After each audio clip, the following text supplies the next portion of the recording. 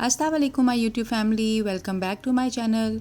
तो आज के ब्लॉग में मैं आपके लिए किचन से रिलेटेड बहुत ही अमेजिंग टिप्स लेकर आई हूँ, इसलिए आपने वीडियो को एंड तक देखना है, आपने इसको बिल्कुल स्किप नहीं करना।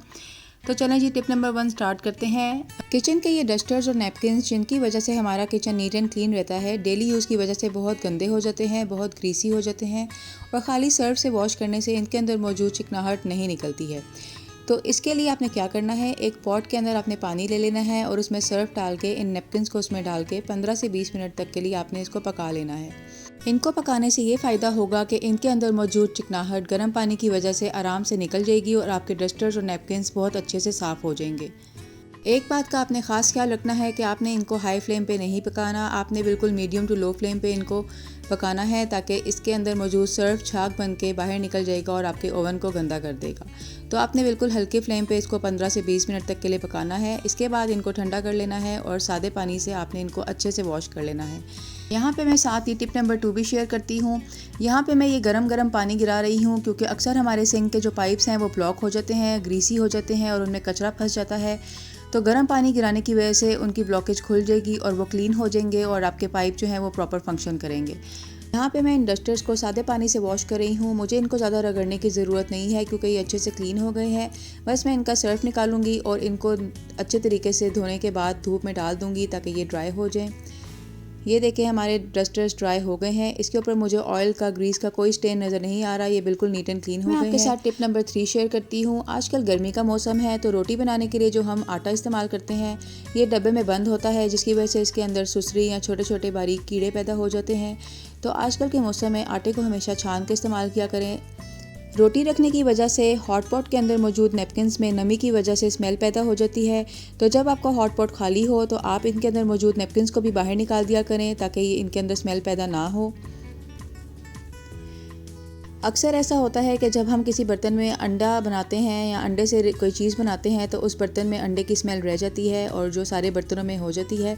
तो जब आप चाय बनाते हैं तो इसकी जो पत्ती होती है इसको आप अंडे वाले बर्तन में थोड़ा सा फेर लेंगे, थोड़ा सा रब कर लेंगे, तो इससे ये होगा कि जो बर्तन के अंदर अंडे की स्मेल है वो बिल्कुल ख़त्म हो जाएगी।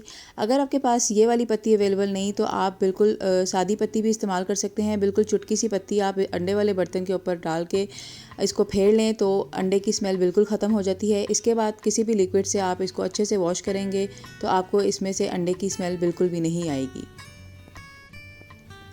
किचन की बाकी सफाई के साथ साथ हमें किचन के सिंक की सफाई का भी ख्याल रखना चाहिए, लेकिन हम इस किचन के सिंक को इग्नोर कर देते हैं, निगलेक्ट कर देते हैं। लेकिन जब हम इसका अपने कामों से फ्री हो जाएं, बर्तन वगैरह वॉश कर लें, तो हमें इस सिंक को भी अच्छे तरीके से साफ़ कर लेना चाहिए, क्योंकि जब पानी के निशान पड़ जाते हैं तो वो बहुत बुरे लगते हैं। जब आपका किचन का सिंक यूज़ नहीं हो रहा तो इसको अच्छे तरीके से वॉश करने के बाद अब इसको डस्टर से ड्राई कर लेंगे तो वो बहुत अच्छा लगेगा। आजकल ये जिपर बैग या जिपलॉक बैग्स तकरीबन हर घर में, हर किचन में यूज़ किए जा रहे हैं, लेकिन क्या आपको पता है कि आप इनको रीयूज़ भी कर सकते हैं। अक्सर लोग इनको डिस्कार्ड कर देते हैं, लेकिन मैं इनको रीयूज़ करती हूँ। जब ये जिपलॉक बैग खाली हो जाते हैं तो मैं इनको उल्टा करती हूँ और इनको किसी भी लिक्विड से अच्छे तरीके से वॉश कर लेती हूँ, क्लीन कर लेती हूँ और फिर इनको ड्राई कर लेती हूँ।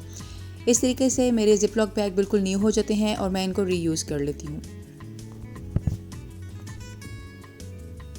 किचन में मौजूद ये डेली यूज़ की छोटी छोटी बॉटल्स कभी इधर कभी उधर पड़ी रहती हैं और जब हमें चाहिए होती हैं तो हम कभी इनको इधर ढूंढ रहे होते हैं, कभी उधर ढूंढ रहे होते हैं।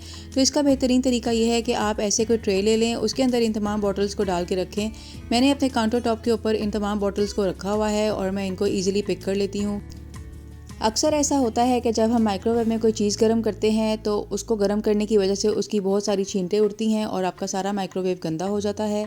तो बेहतर है कि जब भी आप कोई चीज़ गर्म करें तो ये माइक्रोवेव के कवर्स मार्केट में इजीली अवेलेबल हैं, आप इनका इस्तेमाल ज़रूर करें।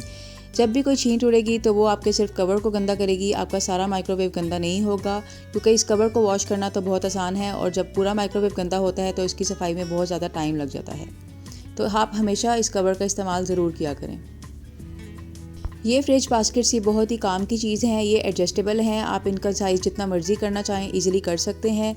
मैंने इन बास्केट्स के अंदर अक्सर बची हुई वेजिटेबल्स वगैरह जो मैं कट करती हूँ और बच जाती हैं वो मैं डाल के फ्रिज में रख देती हूँ। ये फ्रिज में इजीली स्टोर भी हो जाती हैं, ख़राब भी नहीं होती हैं और बहुत कम स्पेस लेती हैं। अक्सर हम फ्रूट्स और वेजिटेबल्स की कटिंग करते हुए जो इसके छिलके होते हैं, जो कचरा होता है, वो इधर उधर रख देते हैं। कभी वो कचरा शेल्फ पे पड़ा होता है तो कभी सिंक में पड़ा होता है। तो बेहतर है कि आप अपने किचन में एक छोटी सी डस्टबिन रखें जिसके अंदर आप सारा कचरा फेंकें। इससे आपका किचन भी मैसी नहीं होगा और आप इस कचरे को आराम से डिस्पोज ऑफ भी कर सकेंगे। ग्लास से पानी डालते हुए अक्सर टैप में से कुछ पानी के ड्रॉप जो हैं वो ज़मीन पे गिर जाते हैं, जिसकी वजह से बहुत ज़्यादा गंद पड़ जाता है, कीचड़ हो जाता है।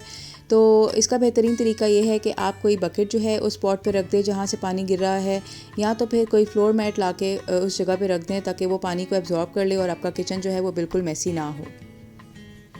अपने किचन में एक सोप डिश जो है वो लाजमी रखें। मैंने अपने किचन में सिंक के पास ये सोप डिश रखी हुई है और जब भी मेरे हाथ गंदे होते हैं तो मैं आराम से यहाँ से सोप से वॉश कर लेती हूँ और मुझे बार बार वॉशरूम के चक्कर नहीं लगाने पड़ते।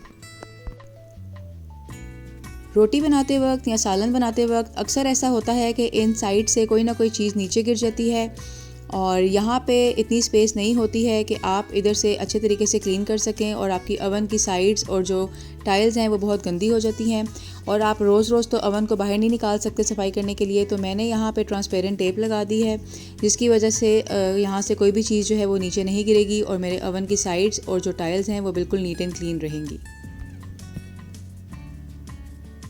जब हम प्रेशर कुकर की वेसल्स को यूज़ करते हैं तो ये नीचे से बहुत गंदी हो जाती हैं। यूज़ करने के बाद आप इनको काउंटर टॉप पे रखते हैं तो उससे काउंटर टॉप भी गंदा हो जाता है। तो इनको आप किसी प्याली में डाल के रखेंगे तो आपका काउंटर टॉप बिल्कुल साफ़ रहेगा। किचन की डेली यूज़ की चीज़ों के लिए आपके पास प्रॉपर स्पेस, प्रॉपर ऑर्गेनाइज़र्स मौजूद होने चाहिए। मैंने अपनी तमाम नाइफ़्स को इस स्टैंड में, इस ऑर्गेनाइज़र में डाल के रखा हुआ है और मुझे बहुत ईजी रहता है और मैं आराम से इनको पिक कर लेती हूँ। वुडन स्पून्स के लिए मैंने ये बॉटल DIY करके रखी हुई है। मेरे सारे वुडन स्पून्स जो हैं वो इस बॉटल में हैं और स्टील के स्पून्स के लिए मैंने एक स्टील का जार रखा हुआ है और मैं स्टील के तमाम स्पून्स इसके अंदर डाल के रखती हूँ। ये शेल्फ़ पे, काउंटर टॉप पे पड़े हुए प्यारे भी लगते हैं और आप इजीली अपने डेली यूज़ में इनको यूज़ कर सकते हैं। जब भी हम कोई पैकेट ओपन करते हैं या कोई भी मसाले वगैरह का पैकेट ओपन करते हैं तो इसको बंद करके रखने का हमें बड़ा मसला होता है, क्योंकि अगर ये ऐसे खुला रहेगा तो इसकी फ्रेशनेस और इसका टेस्ट जो है वो चेंज हो जाता है और ये ख़राब हो जाता है। तो मार्केट में इस तरह के जो एयर टाइट क्लिप्स हैं वो ईज़िली अवेलेबल हैं। इससे ये होता है कि आपकी चीज़ें भी ख़राब नहीं होती हैं और इन चीज़ों का टेस्ट और फ्रेशनेस बरकरार रहती है, क्योंकि ये क्लिप्स जो हैं वो बिल्कुल एयर टाइट कर देते हैं। तो आप भी इन क्लिप्स का इस्तेमाल किया करें, इससे आपकी चीज़ों की फ्रेशनेस जो है वो बिल्कुल बरकरार रहेगी। आई होप मेरी आज की वीडियो भी आपको बहुत पसंद आई हो। अगर आपको कोई एक भी टिप अच्छी लगी है तो मेरी वीडियो को लाइक कीजिएगा। अपना ख्याल रखिएगा। अल्लाह हाफिज़।